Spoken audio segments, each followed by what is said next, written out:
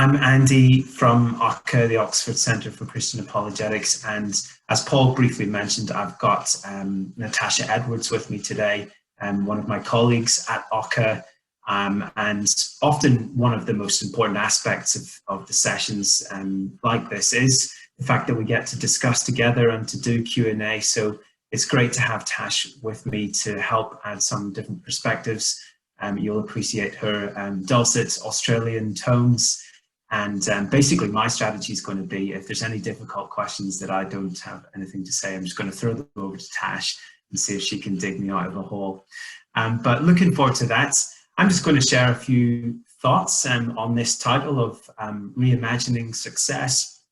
But let me just really kind of start with just an extension of warm greetings to you because, well, 2020 was such a hard year for so many reasons, and I hope that 2021 has started a little bit better for you and that you and your loved ones are coping with all of the challenges that COVID and the lockdowns have brought. They are really difficult days that we're living through, and it's difficult to describe just the sheer enormity of the impact of everything that's happened on our lives. And I keep on saying that this coronavirus pandemic, well, it's not an event in history as if it was part of the ordinary passage of time. It seems to be, at least for our generation and for the lives that we're living, very much a history-making event. And in the same way that we talk about the world as pre and post world wars and pre and post Berlin Wall, pre and post 9/11, I think most of us will probably now refer to the world as pre and post COVID-19. People have suffered in all sorts of ways. But at the same time as all of that difficulty and suffering, we're also now talking about this chance to reset and to build back better. That's a phrase that we're likely to hear more and more, and it's that kind of sentiment at the heart of quite a lot of the thinking of different think tanks, the World Economic Forum, and its plans for building back better economically and globally. It's such a complex picture. I like to think about kind of like a tapestry. And when you're looking at a tapestry, if you zoom in at one part of it, some of those colors are brown and horrible. And that goes along with the description of the sickness and the death that we've seen and the inequalities and injustices that have been brought to light. But when you zoom out from those brown patches and look at a different part of the tapestry, you can also see brighter colors and maybe even things that you'd go as far as describing as silver linings woven in through all of that. How we have come together as a society and shown real resilience, and how we can be so proud of our healthcare workers and of our scientists. There seem to be lots of positive, brighter colors in the mix as well. Who'd have imagined that the world would keep spinning when we stopped flying? And who'd have expected all of this amazing appreciation for our key workers and volunteers up and down the country going above and beyond, but people who were just totally overlooked before now? And I want to suggest to you that as we look at that whole picture with all of its complexity and all of the different things that are going on, we should just take a little moment to reflect on it and to pause and to ask ourselves, have we understood what we've seen? It might be too difficult to understand the whole thing, but is there anything at all that we've learned from what's been presented to our eyes that could change our lives? And what sort of response that would call for? It is true that from time to time in life, things happening in the world kind of out there do have the power to inform a sense of wanting to respond more personally and directly in terms of the world in here. Invitations to question our culture, invitations to question what our economy has enshrined as being valuable, being meaningful, and the types of things that we would kind of venture forward into constructing a definition of success around. We've got this opportunity to ask whether we should continue to believe those things or whether we should reimagine them. When you come across these things that you haven't seen before, to continue this analogy of looking at a tapestry and being aware that you have had ways of looking at the world in the past, it makes sense to take off the glasses that you've been seeing things through before and to focus on the thing you've never seen or appreciated up until now. And then to ask whether you need to adjust your lenses or even get a completely new set of glasses in order to see things in the right way moving forward. So things have definitely changed.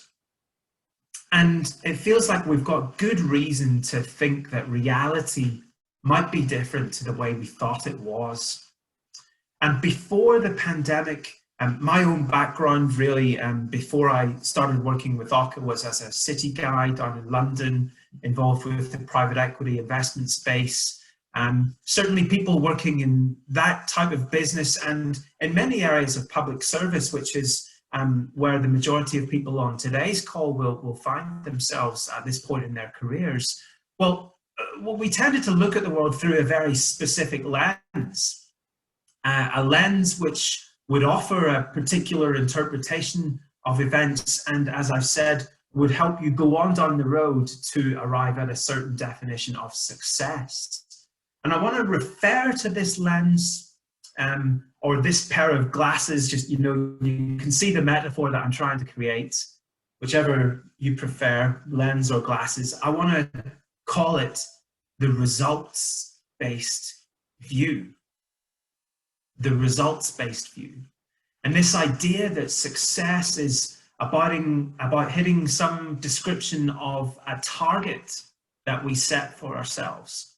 And whether it's business or life, all targets can kind of be reduced down to quantitative measurements. You know, the way we talk about our SMART objectives and how if you do the S and the M and the ART, that's a great objective and that's a great way of thinking about making progress in life. Well, these things are kind of like arm's length ideas that we have. They're at arm's length from our identity, and they're always measured in quantitative or material terms. So if business is retail, then success is selling units. If business is banking, success is hitting that rate of return. If business is the Ministry of Defence, maybe success is hitting targets which correspond loosely to this or that electoral cycle and what the government's priorities at that time are. And success in our own lives, according to this results-based view, is about hitting this or that set of goals or objectives that we set for ourselves. So here we are in January. I don't know if you're somebody that had a set of New Year's resolutions. I've made my annual attempt, and it's reading X number of books in the year, losing X number of inches from around the waist. And when we think about marrying ourselves up with our careers, this results-based view makes us think that what we need to do is kind of translate what we take to be the fullest of our potential into some kind of market proxy for the value of our life and the value of our skills and the value of our experiences. We need to be trying to measure ourselves in those market terms, work out what we're worth, put in the work, and hopefully we'll enjoy the results. It's this kind of transaction that we do in how we try to measure ourselves and come up with what we think a successful life might be. On a societal level, we've drifted into looking at every problem, even moral problems, with this results-based view, seeing them as issues to be addressed through market principles and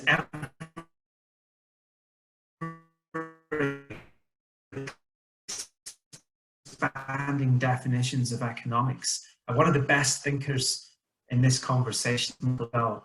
This deferral to what we call big data and smart systems and numeric reductionism, just everything, no matter what it is, can be reduced to a statistic and a system and a problem which just needs a technocratic solution, whether it's healthcare, education, climate change, getting people to quit smoking or live beside runways, everything. Even moral concerns can be reduced to these kind of material terms. And that approach to ethics, the approach to ethics which goes with this results-based view, has no concern really for our character or our identity. What we're trying to achieve under this view of ethics is really about, on average, seeing if we can get enough people in business or wherever to do enough good things, enough of the time, measured by some kind of KPI, and then hopefully by a process of osmosis, our economy, and by extension, our society will fix itself. If we can just get that combination of interventions and application of market principles in the right order, we're going to solve injustice. And inequality is going to be a thing of the past. We can source or outsource some of our biggest problems to the market, with no need for anyone really to reflect on their own character or their involvement with these things. We can outsource our ethics and come to a position where, as individuals, we can think that saying something along the lines of, well, I do no harm, is morally equivalent to actually doing good. But that kind of ethic, I think most would agree, isn't morality. Real morality seems to require a bit more than just a box-ticking exercise and this kind of stunted intellectual approach to creating structures to incentivize this or that in business or the economy, encouraging the types of habits that we think we want to encourage by whatever means, really has no power to change anyone's heart. You know, in the same way that when you give a dog a biscuit for sitting well or going to get the stick, you're not really doing anything that's going to reform the canine community. All you're doing is entrenching and perpetuating a system which revolves around getting more biscuits. And at some point, you know, a giving of ourselves, giving of our heart, and a set of calculations with different input assumptions is going to be needed. So if you go back to this view of the tapestry, this tapestry of life that has been put in front of us, what it seems possible to conclude is that on the individual level, actually, what we thought before might not be true. We're not in control of our lives the way we thought we were. We're not the masters of our own destiny. We've been shown clearly that we need each other. Families have been shown to need each other, and different groups in the economy have been shown to need each other. And many of us working from home during lockdown life,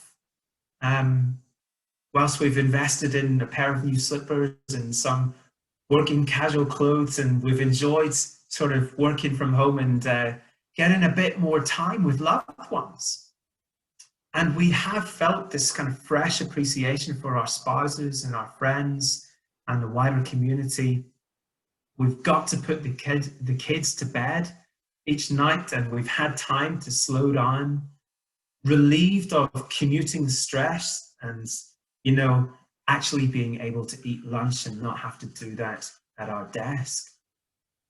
All of this has been a breath of pure oxygen, and it's about our relationships. If that's the individual experience, then what's the societal one? Well, clearly, the complex tapestry has shown us that looking at moral issues through the lens of results in economics doesn't cut it. The algorithms have absolutely exploded because of this irreducible factor that we've come across, and this desire that we've been unable to suppress to protect human life and to shield the vulnerable.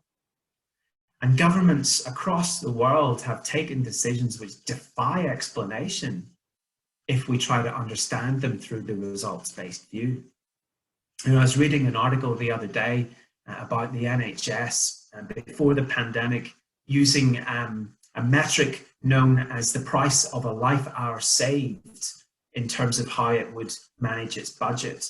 How much was the NHS prepared to allocate of its budget in order to prolong the life of one person by 1 hour? And of course, you have to adjust that for age, and you have to adjust it for prospects. But on average, the price that the NHS would have put on the extension of one person's life being extended by 1 hour was £20,000. I don't know if I'm worth £20,000. I don't know if this hour is worth £20,000, but that is the metric that our NHS used before the pandemic. But now look at the amount of debt and public expenditure that's been undertaken to save lives during COVID. That equation has just been blown apart, absolutely blown to smithereens. And the figure spent per life hour saved is many, many multiples of the usual.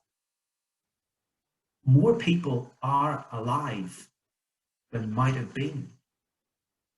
But yes, more businesses are closed than might have been.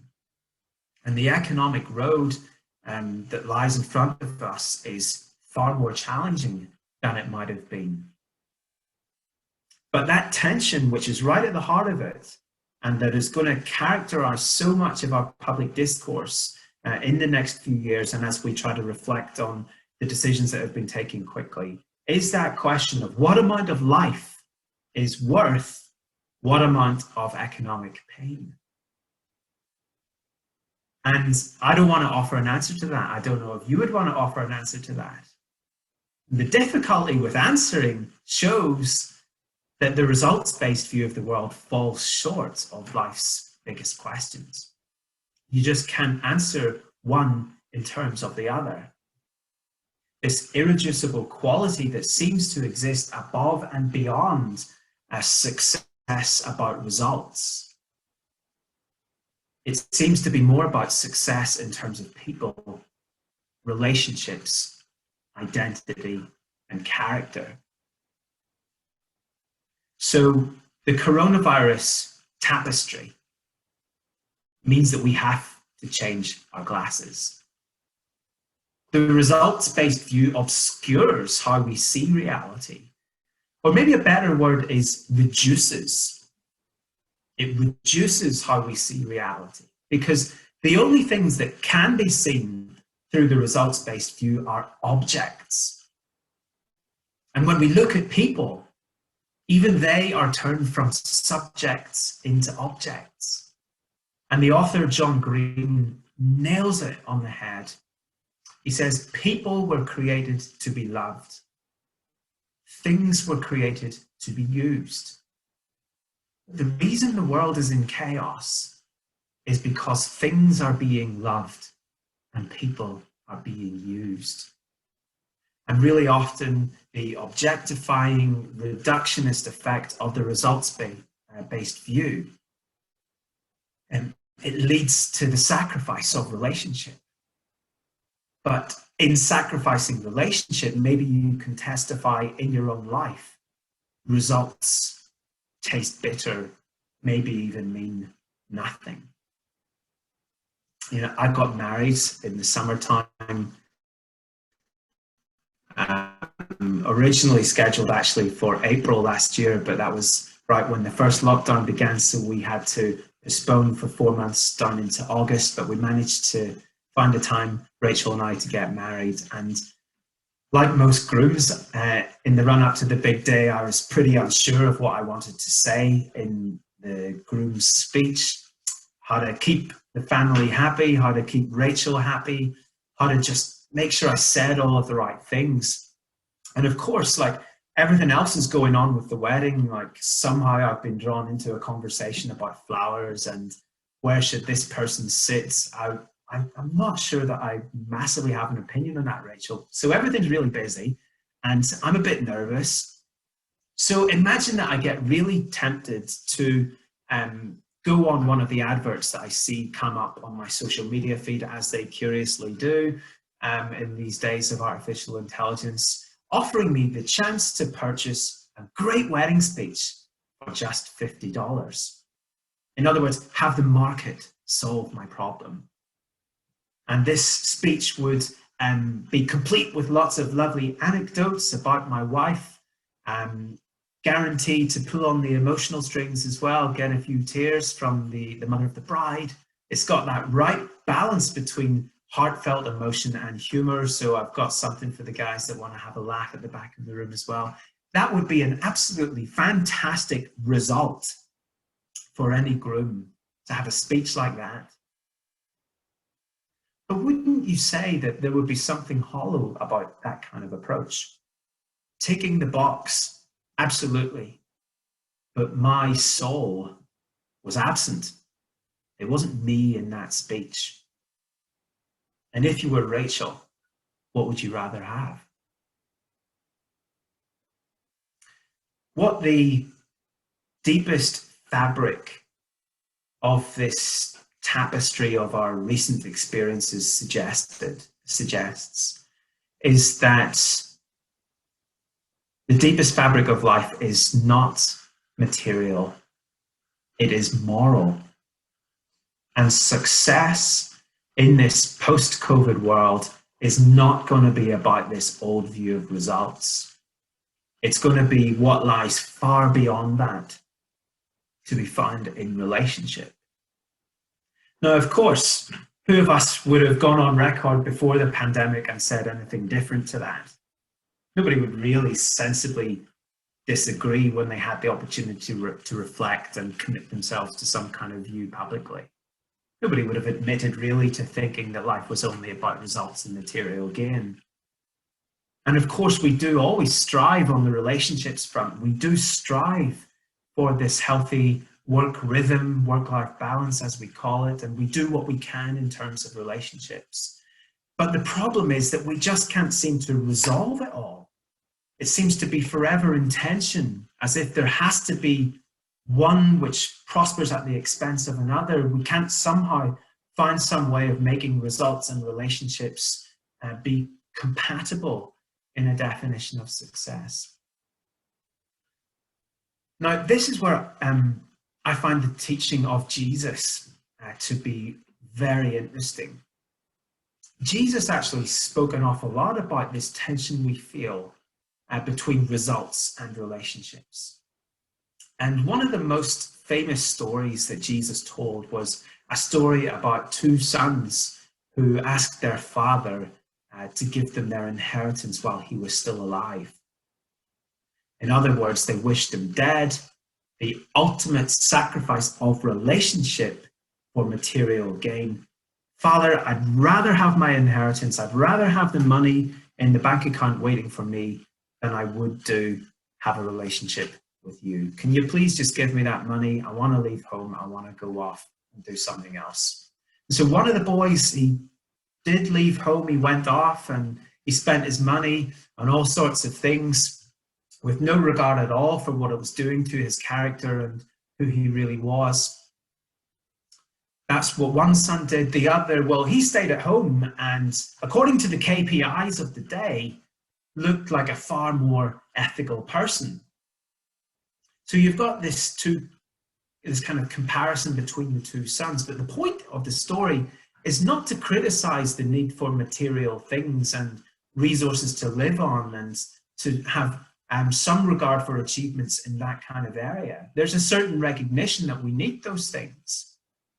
The point of the story is to zoom in on the fact that neither of these sons valued relationship with their father. And relationship featured nowhere in either of their definitions of success. And an interesting point about this story is that in the West, and you probably guessed what the story I'm referring to is, in the West, we call it the story of the prodigal son. In other words, we have our focus on the son that's gone away and his individual story of coming back.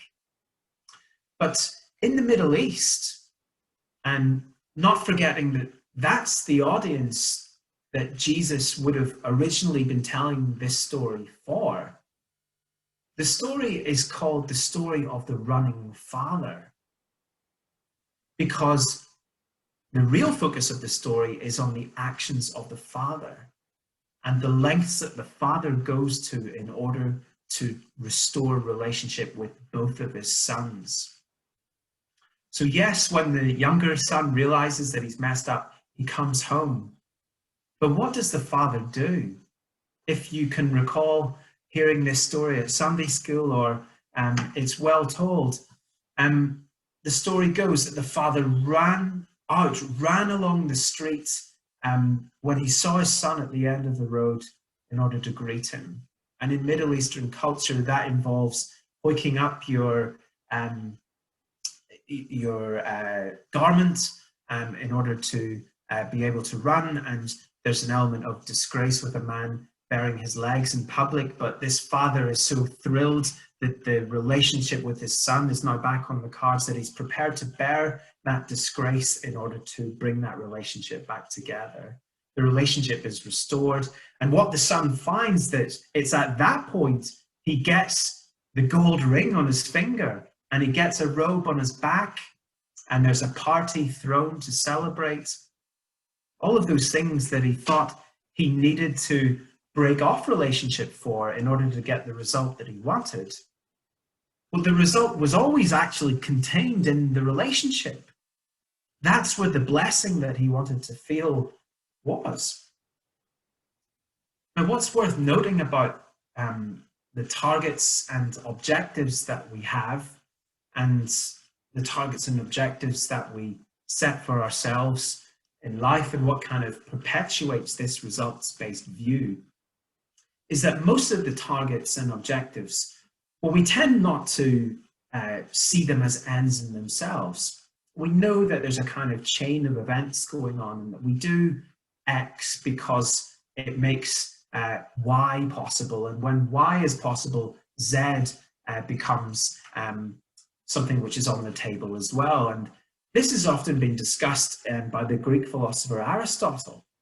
And he said that if you analyze a person's daily actions and you kind of look at all the different things they do, and you try to add up all of the motivations that they have, you can kind of proceed up a ladder of hierarchy from the most basic of actions, just like eating breakfast in the morning, to see the reason why we eat breakfast is being connected to something else, because that gives us the energy to work, and work gives us the potential to earn money. Money helps us buy a house becomes a home allows us to raise a family, and so on and so forth. Result, result, result. But actually, the more you go up that hierarchy, it tends to become more and more and more about relationship. So what is at the end of all of that? What is the logical conclusion of seeing this realization of how it really works? Well, Aristotle, he had a go. He said, well, this must point to something that we wish for because of itself. And we wish for all of the things along that chain of hierarchy because we wish for this thing because of it alone. But we don't know what it is. Aristotle says if we could know what it is, it would be very significant. Like we were archers with a target, we would be so much more successful in hitting the point if we had this knowledge. So Aristotle basically says, I don't know what it is. But what must be true of whatever that thing is at the end of the chain is that thing must be worth having above all else. It must be irreducible in terms of the things that point you towards it. And most people never quite chase it down and they sort of progress along the tunnel of life, but never quite understand what that light at the end of the tunnel, which illuminates the whole thing along the way, actually is. We tend to just get off the train at stop X or Y or Z and content ourselves with whatever it is we have there, and to kind of cease asking some of these questions of the deepest longings of the heart, or actually have those questions taken away from us by the cares and the distractions of all of the things that come with managing X and Y and Z. But are we now at a point where, as we began by saying, the things that have happened in the world out there are calling for some meaningful response in here? Back to Jesus for just one more moment. The Christian worldview is very interesting about this. And if you recall one of the other really interesting pieces of Jesus's teaching, the Sermon on the Mount, it's a profound piece of teaching, and it seems to have explanatory power above and beyond anything else I've heard on this subject. In the context of that sermon, the things that Jesus said on that day, and he's talking to a group of people who've got economic concerns, but he challenges them with words that you've probably heard before, and it ties into this realization that we're having. Life is more than food. The body is more than clothing. And which of you, by worrying, can add a single hour to the span of your life? Your Heavenly Father knows that you need these things. So look through and beyond them, and put at the top of your list this one thing to seek first, and above all else, this relationship with God. And with that in place, allow the rest of what life contains to find its place in hierarchy under that. And of course, the Christian claim is that Jesus, when he's offering this teaching, is just a short period away from his death on the cross, which opens up the possibility of that relationship with God for each of us. We're relational beings, made for relationship with each other. And all the good things that we come across in life seem to support that and point us in that direction. All of the results and the targets and the objectives and the getting things done, they are important and they're a legitimate piece of the picture. But crucially, what Jesus is saying is that we need to expand our view of success beyond those kinds of results and see that relationship where all of it makes sense in the end. To get to the end of where all of this leads, to take to heart that life really is more than food and material things, and to consider what Jesus is saying, that we were made above all to enjoy that relationship with God. It's kind of like a Rubik's Cube or something like that. You know how a Rubik's Cube just looks a bit out of order and makes no real sense. Even when you're very close to kind of getting that last little bit in place, you can have like one panel of it, all of the right color, or maybe even two panels. I've never completed a Rubik's Cube. Maybe somebody in the call can correct this, but it can kind of look pretty good.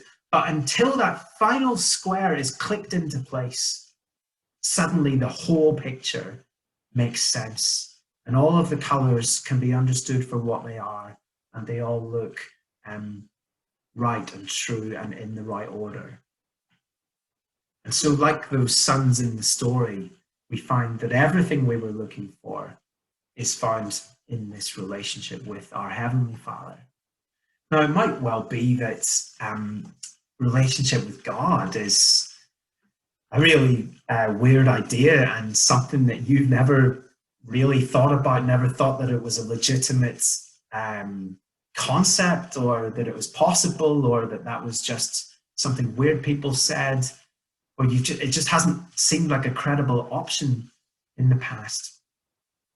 Well, I'd urge you just to reconsider that. And it may be that you do have a relationship with God, but Actually, with everything that's happened this year, it's become less of a priority, and it's been crowded out by all of these other things. And certainly in the context of the hardship that we have been through and the suffering that hasn't failed to knock on any of our doorsteps, clinging on to faith and clinging on to hope is difficult. We may feel a bit lost and disillusioned and a bit off track. But just as I offer you a closing thought before we turn into this period of Q&A, what Jesus has been saying through these stories that he told to give us a picture of what it's really like with God the Father is that he's always there with open arms to welcome us home to this relationship with him, and he is willing and ready to forgive us when we get things a bit muddled. And just as we were saying, these things out there can sometimes inform a sense of wanting to respond in here. These invitations to change things up from time to time. And today, maybe the idea of examining our ideas of success and whether those need reimagination is one way to see part of what life is all about. And there's a simple prayer that we can pray to God the Father at any time. If you want just to consider this kind of prayer later in the evening or before bed tonight or at any time, we can always just say, sorry for ignoring God, sorry for ignoring you, Father. Thank you for loving me. Please forgive me and walk alongside me from now on. Sorry, thank you, please. And that might be a prayer which could bring you life today as we reflect together on everything that we've seen in the world.